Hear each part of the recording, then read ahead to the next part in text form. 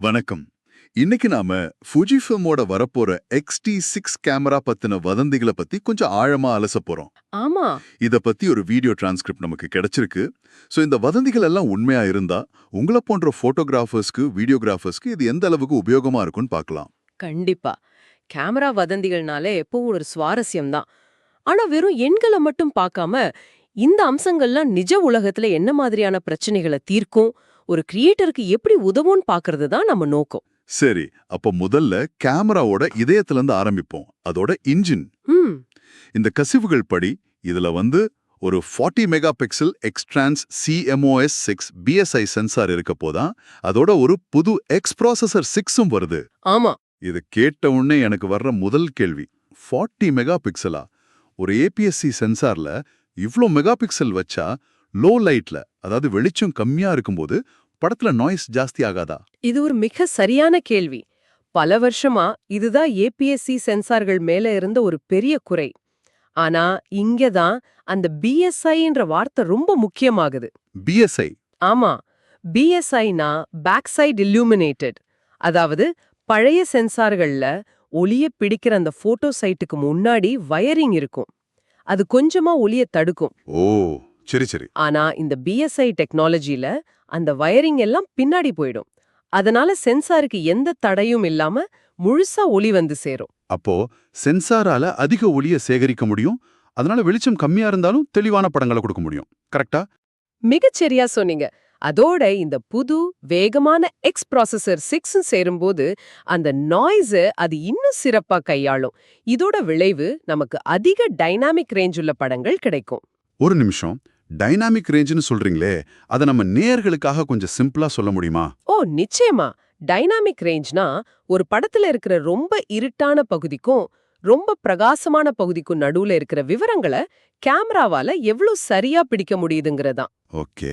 உதாரணத்துக்கு ஒரு கல்யாணத்துல மணமகளோட வெள்ளை நிற பட்டுப்புடவையில இருக்கிற நூலிழையும் மணமகனோட கருப்பு சூட்ல இருக்கிற மடிப்பும் ஒரே போட்டோல தெளிவா தெரியணும் இல்லையா? ஆமா ஆமா. அதிக டைனாமிக் ரேஞ்ச் இருந்தா இந்த ரெண்டு டீடைல்ஸையும் நீங்க எடிட்டிங்ல ஈஸியா கொண்டு வரலாம். இதுதான் ஃபுல் ஃப்ரேம் கேமராக்களோட பெரிய பலமா இருந்துச்சு. இப்போ ஃபுஜிஃபில்ம் எங்க APS-C கேமராவாலையும் இத பண்ண முடியும்னு சவால் விடுறாங்க. அப்போ திருமண போட்டோகிராஃபர்ஸ்க்கு இல்ல இருட்டுல படம் எடுக்கிறவங்களுக்கு இது ஒரு பெரிய விஷயம். அந்த புது ப்ராசஸரால வேற என்ன நன்மை இருக்கு? இன்னொரு பெரிய நன்மை வீடியோல வர்ற ரோலிங் ஷட்டர் எஃபெக்ட குறைக்கிறது. நீங்க கேமராவை வேகமா இடதுல இருந்து வலது பக்கம் நகர்த்தும் போது பின்னாடி இருக்கிற பில்டிங் எல்லாம் ஒரு மாதிரி ஜெல்லி மாதிரி வளையும். பாத்திருக்கீங்களா? ஆமா, பாத்திருக்கேன். ஜெல்லோ எஃபெக்ட்னு சொல்லுவாங்க. அதேதான். வேகமான ப்ரோசஸர் சென்சார்ல இருந்து டேட்டாவை ரொம்ப வேகமா படிக்கும். அதனால அந்த வளைவு விளைவு நல்லாவே குறையும். உங்க வீடியோஸ் பார்க்க ரொம்ப நேச்சுரலா ப்ரொஃபஷனலா இருக்கும். சரி, இந்த சென்சார் ப்ராசஸர் எல்லாம் சேர்ந்து நமக்கு தெளிவான வேகமான படங்கள் கொடுக்கும்னு புரியுது. ஆனா ஒரு படம் எவ்வளவு தெளிவா இருந்தாலும் அது ஃபோக்கஸ்ல இல்லைன்னு என்ன பிரயோஜனம்? ஆமா. இதுதானே பல வருஷமா ஃபுஜிஃபில்ம் பயனர்களோட பெரிய குறையா இருந்துச்சு, ஆட்டோ ஃபோக்கஸ். அதுக்கு இந்த XT6 ஒரு முற்றுப்புள்ளி வைக்குமா? இதுதான் $1 மில்லியன் கேள்வி. ஃபியூஜிஃபில்ம் கேமராக்களோட கலர்ஸ், டிசைன், அதை கையாளுற விதம் எல்லாமே அருமையா இருக்கும். ஆனா அதோட ஆட்டோ ஃபோக்கஸ், குறிப்பா வேகமா நகர்ற சப்ஜெக்ட ட்ராக் பண்றதுல சோனி, கேனன் கூட ஒப்பிடும்போது கொஞ்சம் பின்தங்கி இருந்துச்சு. ஆனா இந்த வதந்திகள் உண்மையா இருந்தா இது ஒரு முழுமையான மாற்றம். மனுஷங்க, விலங்குகள், பறவைகள், கார், ட்ரெயின்னு பலதரப்பட்ட சப்ஜெக்டே அதுவே அடையாளம் கண்டு அது மேல ஃபோக்கஸை லாக் பண்ணி வைக்கிற AI ஆட்டோ ஃபோக்கஸ் வரப்போகுதுன்னு சொல்றாங்க. கேட்கறதுக்கே நல்லா இருக்கு. அதாவது நான் ஒரு பறவைய படம் எடுக்கிறேன்னா கேமராவே அந்த பறவையோட கண்ணை கண்டுபிடிச்சு அது பறக்கும் போதும் அது மேலேயே ஃபோக்கஸை வச்சுக்கும். அப்படித்தானே? கரெக்ட். கொஞ்ச நாள் முன்னாடி ஒரு பிறந்தநாள் விழாவுக்கு படம் எடுக்க போனேன். அந்த ஓடி விளையாடுற குழந்தைய ஃபோக்கஸ் பண்றதுக்குள்ள போதும் போதும்னு ஆயிடுச்சு. பாதி படத்துல குழந்தைக்கு பின்னால இருந்த சுவர் தான் ஃபோக்கஸ்ல இருந்துச்சு. இது நிறைய பேருக்கு நடந்திருக்கும். இந்த AI ட்ராக்கிங் மட்டும் வந்துட்டா அது வெறும் ஒரு அம்சம் இல்ல. அது ஒரு போட்டோகிராஃபரோட மன அழுத்தத்தை குறைக்கிற ஒரு மருந்து, ஒரு நம்பகத்தன்மையை கொடுக்கும். அந்த நம்பிக்கை தான் ஒரு ப்ரொஃபஷனல் கேமராவை மத்த கேமரால இருந்து பிரிச்சு காட்டுது. இதோட நிக்கல, 8 ஸ்டாப்ஸ் கொண்ட இன்பாடி இமேஜ் ஸ்டெபிலைசேஷன், அதாவது IBS இருக்கிறதாவும் சொல்றாங்க. 8 ஸ்டாப்ஸ், அது நிஜ உலகத்துல எந்த அளவுக்கு சாத்தியம்? இது ஒரு மார்க்கெட்டிங் நம்பரா இருக்குமா? நல்ல கேள்வி. 8 ஸ்டாப்ஸ்ங்கிறது லேப்ல ஒரு உகந்த சூழ்நிலையில டெஸ்ட் பண்ணின நம்பரா இருக்கலாம். நிஜ உலகத்துல ஒருவேளை ஒரு 6 இல்ல 7 ஸ்டாப்ஸ் வரைக்கும் நமக்கு பலன் கிடைக்கலாம். ஆனா அதுவே ஒரு மிகப்பெரிய முன்னேற்றம். அது எப்படி உதவும்? அதாவது நீங்க சாதாரணமா 11:25 செகண்ட் ஷட்டர் ஸ்பீட்ல எடுத்தாதான் தெளிவான படம் கிடைக்குங்கிற இடத்துல இப்போ 10:8 இல்ல 14 செகண்ட் ஷட்டர் ஸ்பீட்ல கூட கையில வச்சே ஷேக் இல்லாத படங்களை எடுக்க முடியும். ஓ, அப்போ ட்ரைபாட் இல்லாமலே நைட் ஃபோட்டோகிராஃபி பண்ணலாம். நிச்சயமா. வீடியோகிராஃபர்ஸ்க்கு இது ஒரு பெரிய வரம். ஜிம்பிள் இல்லாமலே ஓரளவுக்கு ஸ்மூத்தான நடக்கிற மாதிரி ஷாட்ஸ் எடுக்க முடியும். உங்க உபகரணங்களோட அளவை குறைக்கலாம், லேசா பயணம் செய்யலாம். சரி, ஃபோட்டோகிராஃபிக்கான அடித்தளம் ரொம்ப வலுவா இருக்குன்னு தெரியுது. இப்போ வீடியோ அம்சங்களை பத்தி பேசுவோம். இங்கதான் வதந்திகள் இன்னும் சூடாகுது. 8Kல 30 ஃப்ரேம்ஸ், 4Kல 120 ஃப்ரேம்ஸ், 10 பிட் இன்டர்னல் ரெக்கார்டிங். இது ஏபிஎஸ்சி கேமராக்கள்ல ஒரு புது மைல்கல் இல்லையா? சந்தேகமே இல்ல. 8Kங்கிறது வெறும் அதிக ரெசல்யூஷன் மட்டும் இல்ல. அது உங்களுக்கு எடிட்டிங்ல ஏகப்பட்ட சுதந்திரம் கொடுக்கும். ஒரு சீனை 8Kல ஷூட் பண்ணிட்டு அப்புறம் எடிட்டிங்ல அதை ஒரு 4K வீடியோவா மாத்தும்போது நீங்க அந்த ஷாட்டை கிராப் பண்ணலாம், டிஜிட்டலா ஜூம் பண்ணலாம், இல்ல ரீஃப்ரேம் பண்ணலாம். தரம் கொஞ்சம் கூட குறையாது. ஆமா, ஒரே கேமரா வச்சு wide shot, close up shot ரெண்டையும் எடுத்த மாதிரி இருக்கும். கரெக்ட். அந்த 4K 120 FPS அம்சம் அது சினிமா தரத்துல ஸ்லோ மோஷன் காட்சிகளை உருவாக்குறதுக்கான கதவை திறந்து விடுது. ஒரு நீர்வீழ்ச்சி மெதுவா விழுகிறதையோ ஒரு விளையாட்டு வீரரோட அசைவையோ படமாக்கும் போது அது ஒரு கனவு மாதிரி ஒரு எஃபெக்ட கொடுக்கும். மிகச்சரியா சொன்னீங்க. இதுவரைக்கும் இந்த அம்சம் ரொம்ப விலையுயர்ந்த சினிமா கேமராக்கள்ல தான் இருந்துச்சு. இப்போ ஃபுஜி ஃபிலிம் அத ஒரு சின்ன ஏபிஎஸ்சி கேமராக்குள்ள கொண்டு வராங்க. இதுல F-Log2 வெளிப்புற ProRes RAW அவுட்புட் பத்தியும் சொல்லிருக்காங்க. அதோட முக்கியத்துவம் என்ன? F-Log2 ஒரு சமையல்காரருக்கு கிடைக்கிற பச்சை காய்கறி மாதிரி நினைச்சுக்கோங்க. ஓகே.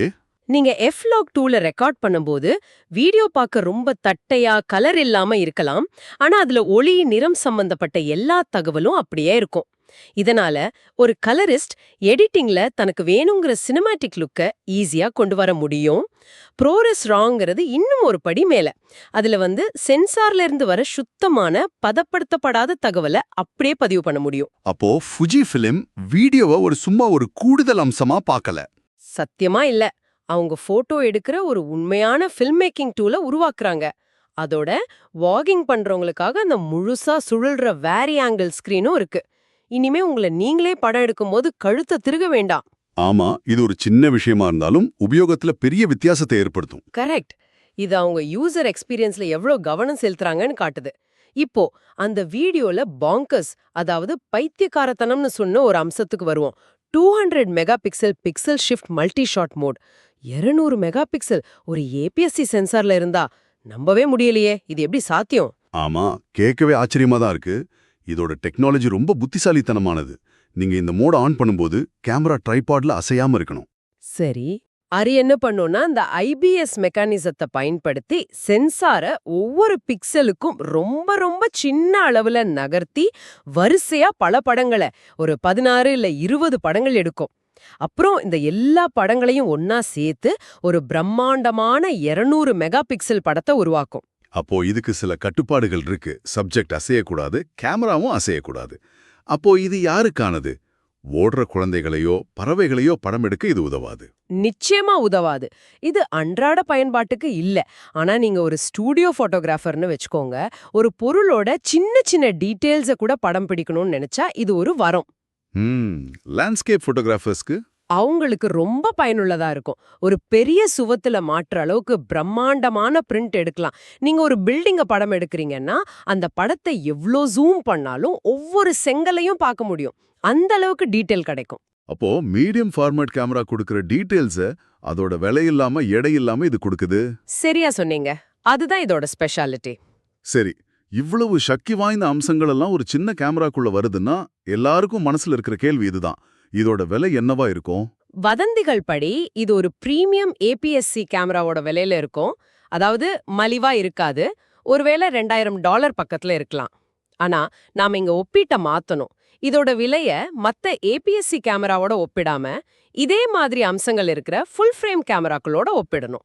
அதாவது 8K video, AI auto focus, 8 stop IBS இருக்கிற ஒரு சோனி A7S III இல்ல Canon R5 மாதிரி கேமராக்களோட ஒப்பிடணும்னு சொல்றீங்க. அதோட விலையெல்லாம் ரொம்ப அதிகம். கரெக்ட். அதோட நம்ம கேமராவோட விலையை மட்டும் பார்க்க கூடாது, அந்த முழு சிஸ்டத்தோட விலையும் பார்க்கணும். ஏபிஎஸ்சி லென்ஸுகள் பொதுவா ஃபுல் ஃப்ரேம் லென்ஸுகளை விட மலிவானது, சின்னது, எடை குறைவானது. ஆமா, அது ஒரு முக்கியமான பாயிண்ட். சோ நீங்க ஒரு கேமரா 3 லென்ஸ் வாங்குறீங்கன்னா ஃபியூஜிஃபில்ம் சிஸ்டத்தோட மொத்த செலவும் எடையும் ஃபுல் ஃப்ரேம் சிஸ்டத்தை விட கணிசமா கம்மியா இருக்கும். இதுதான் ஃபியூஜிஃபில்மோட துருப்புச்சீட்டு. அப்போ இந்த கேமரா யாருக்காக உருவாக்கப்படுதுங்கிற கேள்விக்கு வருவோம். நீங்க ஒரு கல்யாண போட்டோகிராஃபரா இருந்தா உங்களுக்கு நம்பகமான ஆட்டோ ஃபோக்கஸ், நல்ல லோ லைட் பெர்ஃபார்மன்ஸ், சின்ன அமைப்பு தேவை. இந்த கேமரா அதை கொடுக்குது. நீங்க ஒரு கண்டென்ட் கிரியேட்டர் இல்ல யூடியூபரா இருந்தா உங்களுக்கு ஒரே கேமரால நல்ல போட்டோவும் சினிமா தர வீடியோவும் தேவை. 8K, 4K, 120 FPS, F-Log2 அந்த வேரி ஆங்கிள் ஸ்கிரீன் எல்லாம் உங்களுக்கு பிடிக்கும். லேண்ட்ஸ்கேப், ஆர்கிடெக்சர் போட்டோகிராஃபர்ஸ்க்கு அந்த 200 MP மோட் இருக்கு.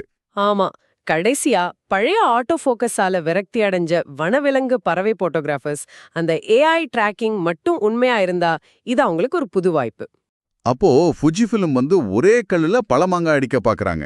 ஒரே கேமராவை வச்சு பலதரப்பட்ட ப்ரொஃபஷனல்ஸை கவர் பண்ண நினைக்கிறாங்க. அவங்க சொல்ற மெசேஜ் இதுதானோ, உங்களுக்கு ஃபுல் ஃப்ரேம் தேவையே இல்லை, உங்களுக்கு தேவையானது எல்லாத்தையும் ஒரு சின்ன மலிவான பேக்கேஜ்ல நாங்க தரோம். அதுதான் இந்த பேச்சோட மைய கருத்து. டெக்னாலஜி வளர வளர சென்சாரோட சைஸ் மட்டும்தான் குவாலிட்டியை தீர்மானிக்குங்கிற எண்ணம் மாறிட்டு வருது. ப்ராசஸர், சாஃப்ட்வேர், லென்ஸ் குவாலிட்டி இதுக்கெல்லாம் இப்ப பெரிய பங்கு இருக்கு. ஏபிஎஸ்சிக்கும் ஃபுல் ஃப்ரேமுக்கும் நடுவுல இருந்த இடைவெளி வேகமா குறைஞ்சிட்டு வருது. ஆமா, அந்த மாற்றத்தை ஃபுஜிஃபிலிம் முன்னின்று நடத்துதுன்னு சொல்லலாம். சுருக்கமா சொல்லணும்னா 40 MP sensor, AI auto focus, 8 stops IBIS, 8K video, 200 MP pixel shift, இந்த வதந்திகள் எல்லாம் உண்மையா இருந்தா XT6 ஒரு முழுமையான தொகுப்பா தெரியுது.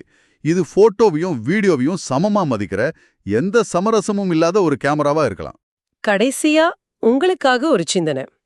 உங்க மூல வீடியோ இந்த கேமரா யாருக்கானது அப்படின்னு கேக்குது. நாம அதை திருப்பி கேட்போம். ஒரு சின்ன இலகுவான ஏபிஎஸ்சி கேமராவால இந்த எல்லா ப்ரொஃபஷனல் அம்சங்களையும் கொடுக்க முடியுமானால் கேமரா வடிவமைப்போட எதிர்காலத்தை பத்தி இது என்ன சொல்லுது? பெருசுதான் பெஸ்ட்ங்கிற ஃபுல் ஃப்ரேம் மனநிலையிலிருந்து விலகி சக்தி வாய்ந்த ஆனா சிறிய அமைப்புகளோட ஒரு புது சகாப்தத்தை நோக்கி நாம போயிட்டு இருக்கோமா? அதிகாரப்பூர்வ அறிவிப்பு வர்ற வரைக்கும் இத பத்தி நீங்க யோசிக்கலாம்.